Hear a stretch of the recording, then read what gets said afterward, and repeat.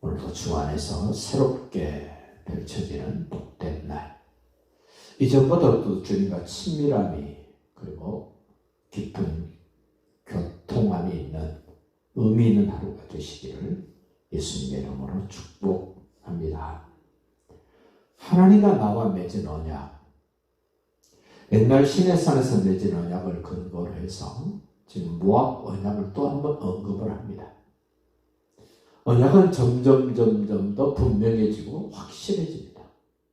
그 언약의 내용은 하나님은 나의 아빠가 되시고 나는 그분의 자녀 상속자가 되는 내용입니다. 오늘 13절 그 마지막에 그렇게 말합니다. 오늘 너를 세워 자기 백성을 삼으시고 폭넓게 그의 백성. 그러나 이제 우리는 그분이 나의 아빠. 그리고 이 말씀에는 그는 친히 내 하나님이 되시려 합니다. 백성과 왕이신 하나님, 아버지와 자녀 상속자 된 나를 분명하게 관계를 만들어주는 이 언약. 과연 누가 그 언약의 대상입니까?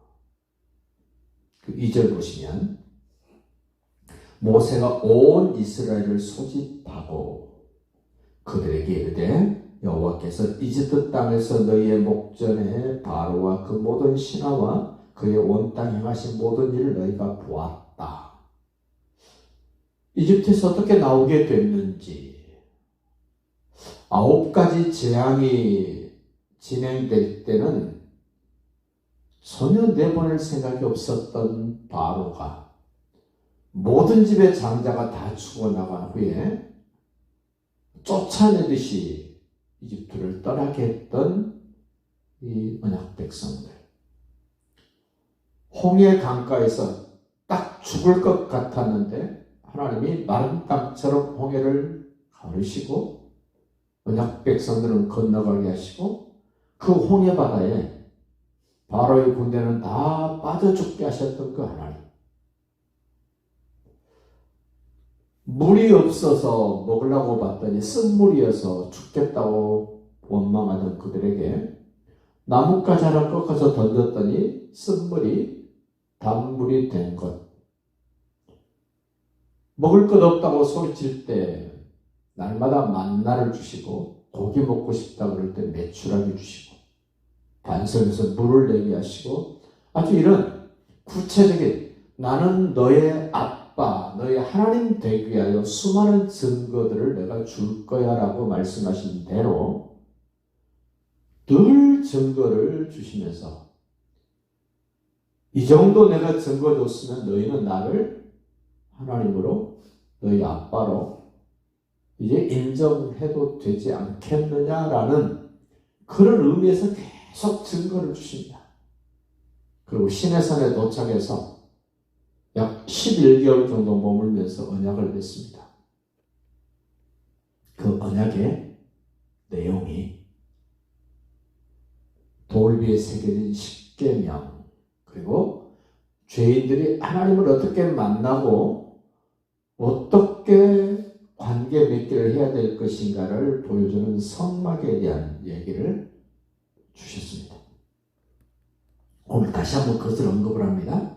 자, 3절 봅니다. 곧 그 큰 시험과 이적과 큰 기사를 네 눈으로 보았다. 언약을 맺어주신 하나님이 어떻게 했는가를 보았다. 그런데 그 다음에 말씀을 다시 합니다. 그러나 깨닫는 마음, 보는 눈, 듣는 귀는 오늘 여호와께서 너에게 주지 아니하셨다. 보기는 보았는데 듣기는 들었는데 깨닫는 마음은 주시지 않았다. 오늘 우리도 그렇습니다. 예수님이 어떻게 하셨는지 그 의미가 무엇인지 깨달아야 됩니다. 본다고 되는 것이 아닙니다. 듣는다고 되는 것이 아닙니다. 수많은 말씀을 듣습니다. 창세기부터 계시록까지 읽기는 다 읽습니다. 눈으로 보고. 그때 깨닫는 마음이 없으면 별 의미가 없습니다. 몇 구절 되지 않을지라도 그 말씀을 깨닫는다면 엄청난 힘이 될 것입니다. 큰 변화가 될 것입니다. 그래서 우리는 눈으로 보는 것보다도 귀로 듣는 것보다 더 중요한 것이 깨닫는 마음을 하나님이 주셔야 된다는 겁니다. 우리가 살고 있는 지금 현실, 21세기를 지나고 있는 우리 현실도 눈으로 봅니다. 여기저기 뉴스를 듣고 평론가들의 소리를 듣습니다. 그런데 깨닫는 마음이 없으면 나와 실질적인 관계가 없기 때문에 그렇습니다. 그 40년 동안 언약 백성들을 어떻게 했나 보십시오. 5절 주께서 40년 동안 너희를 광야에서 인도하게 하셨고 너희 몸에 옷이 낡아지지 아니하였고 너희 발에 신이 헤어지지 아니했다. 거친 광야길에서 신발이 헤어지지 않았다. 40년. 아무리 명품 구두를 신어도요. 한 10년 신으면 10년? 글쎄요. 10년까지 갈까요? 금방 바꿔야 됩니다. 그런데 어떻게 된 광야길인데 40년을 신었는데도 신발이 헤어지지 않았고 발이 부르트지 않았다. 그 험한 광야길인데 옷 한 벌 가지고 40년을 입었다?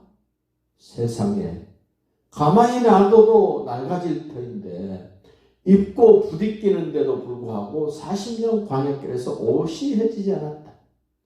무슨 의미겠습니까?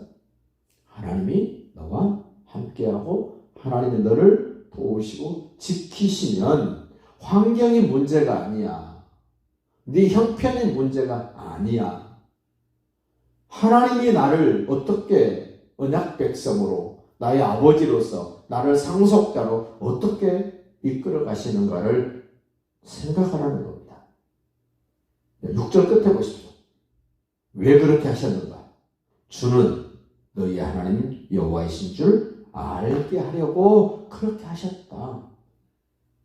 쉽게 말씀드리면 광야 40년을 걸어본 사람들은 분명하게 하나님은 나의 아버지시구나라고 고백할 수 있도록, 신뢰할 수 있도록, 사랑할 수 있도록 그렇게 하셨다는 겁니다.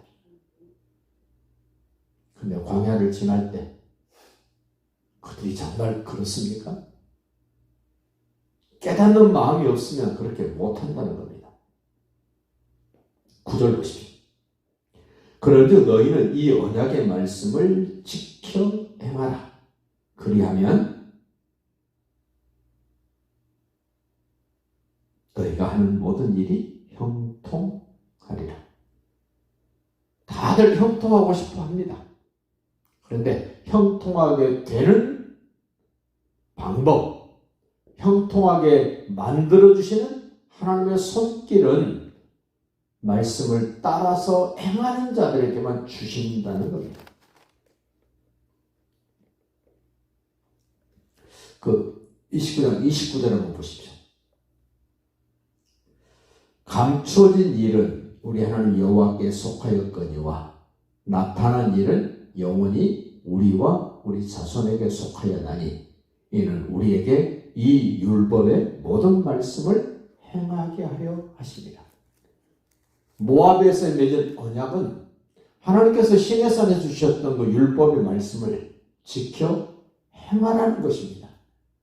듣기만 하는 의인이 아닙니다.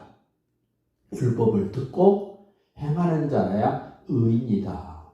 하나님 그렇게 말씀하시는 말씀을 따라서 우리도 다시 한번 새로운 결단이 있기를 바랍니다. 다시금 그 13절 한번 더 봅시다. 여호와께서 내게 말씀하신 대로 또 내 조상 아브라함과 이삭과 야곱에게 맹세하신 대로 오늘 너를 세워 자기 백성을 삼으시고, 이 핵심적인 겁니다. 자기 백성을 삼으시고 하나님은 친히 네 하나님이 되시려 함이니라. 증거를 주시면서 친히 약속하시면서 친히 그것을 이루시면서 나는 너의 하나님이고 너는 내 백성이야. 나는 너희 아빠가 되고 너희는 나의 자녀요 상속자야. 이런 관계가 분명해지시고 증거가 넘치고 넘치고 넘쳐나시기를 예수님의 이름으로 축복합니다.